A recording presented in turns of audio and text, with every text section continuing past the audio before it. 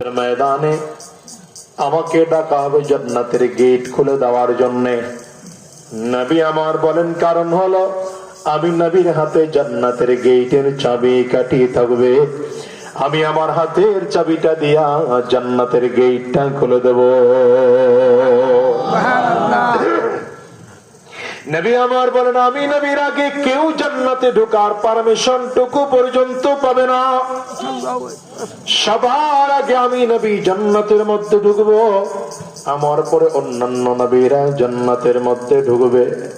রাহমাতুল লিল আলামিন বলেন আমি নবী জান্নাতে ঢোকার পরে অন্যান্য নবীরা জান্নাতের মধ্যে যাবে।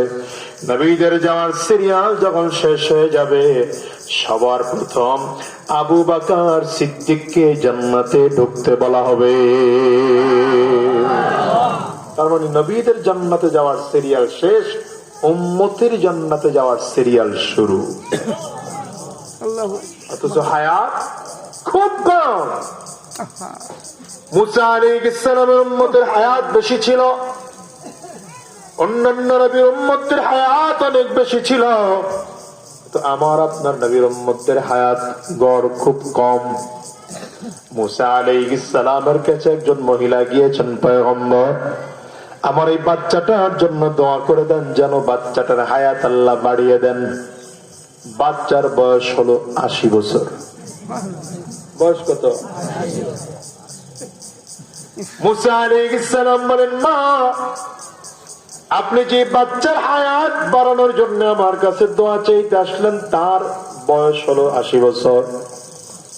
আপনি কি জানেন নাকি মুহাম্মদুর রাসূলুল্লাহ সাল্লাল্লাহু আলাইহি ওয়াসাল্লামের উম্মতদের গড় বয়স হবে 40 থেকে 60 বছর। মহিলা আশ্চর্য হয়ে জিজ্ঞাসা করেন তারা কি ঘর বাড়ি বানাবে না রাস্তায় রাস্তায় ঘুমাবে? হায়াত কম, কারণ ওই যুগে 80 বছরের বাচ্চা তো ওই হাফ প্যান্ট পরেন না বলা বানার এইগুলো যেমন এরকম আর কি 1200-1400 বছর হায়াত তাদের। হায়াত কত? সেখানে 80 বছর কোন বিষয় না, আমাদের 7-8 বছরের পোলা বন্ধ এরকম এরকম আর কি। এই উম্মতের হায়াত কম, তো জান্নাতে যাওয়ার কথা তাইলে সবার শেষে, কিন্তু উম্মত জান্নাতে যাবে সবার আগে কেন? কারণ কোথায়? এর একটাই মাত্র কারণ, আল্লাহ তাআলা এই উম্মতকে আলাদা আলাদা স্পেশাল কিছু অফার দিয়েছে। এই গোলাম এই অফারটুকু যদি গ্রহণ করতে পারো, আমি আল্লাহ কিয়ামতের ময়দানে তোমার আমল নামায় তাকাইলে দেখবা নেকির পরিমাণ অনেক অনেক অনেক বেশি। যেমন তোমার জন্য আমি আল্লাহ রমজান মাস দিলাম, বলেন রমজান মাস কে দিয়েছে? দুনিয়াতে কোন নেক আমল যদি রমজান ছাড়া কেউ করে তো আমল নামায় 10টা নেকি লিখে দেওয়া হয়। রমজানে যদি কেউ করে এটাকে 70 গুণ বাড়িয়ে দেওয়া হয়।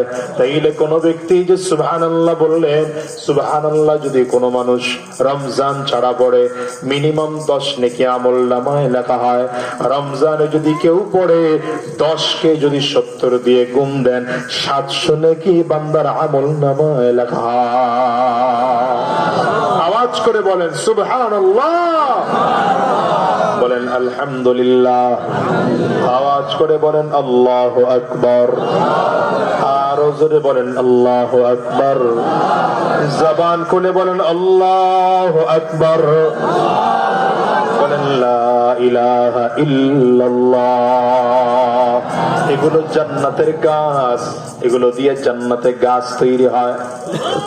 ইব্রাহিম আলাইহিস সালাতু ওয়াস সালামের সাথে মেরাজে গিয়া আমার নবীর সাথে পয়গম্বর ইব্রাহিম আলাইহিস সালামের সাথে সাক্ষাৎ। পয়গম্বর ইব্রাহিম আলাইহিস সালামের পরিচয় জানেন? তিনি কে?